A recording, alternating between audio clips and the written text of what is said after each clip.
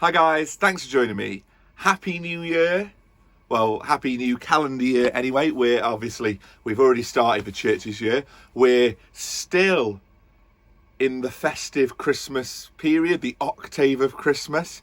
So this Sunday is the second Sunday of Christmas, and that means it is still acceptable to eat cake for breakfast. So enjoy it, and also enjoy this week's 90-second Gospel.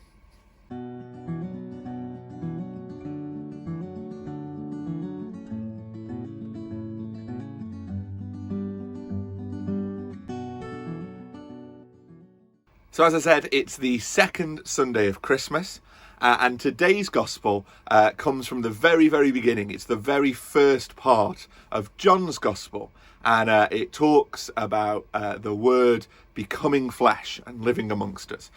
So I'd encourage you to have a read of that. The scripture reference is on the screen, and once you've read it, have a listen to me taking 90 seconds to explain a little bit about what that Gospel means for us today. So this week's Gospel, start of John's Gospel, and it begins with the phrase, "In the beginning was the Word, and the Word was with God, and the Word was God." And this whole Gospel talks about God becoming man.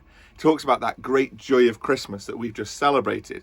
And it talks about it in beautiful language, really. It talks about God becoming man. It talks about how Jesus is true God and true man.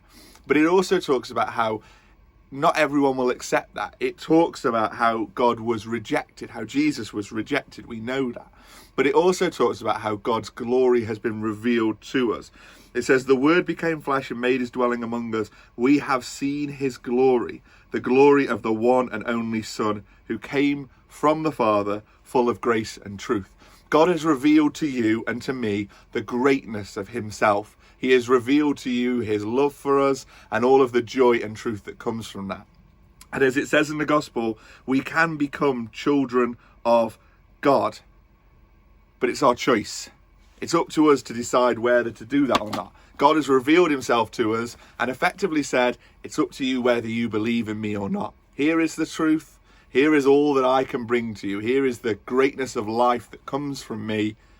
And it's up to us to choose to accept that into our lives and to take that forward and to enjoy all of the riches that come from it. So I think it's really important that at the start of the year we reflect on that truth. Lots of us think about New Year's resolutions.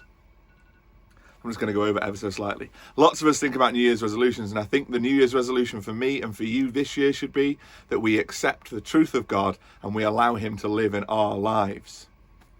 So I did go over a little bit there, but I think it's a really, really important thing that this year, start of a new year, people are making new choices, people are making decisions that will affect their life, and what better choice to make than choosing to follow Jesus. He's revealed himself to you. All of the goodness is there. Accept it and follow him. And I hope you have a joyful week. I'll see you again soon. Goodbye.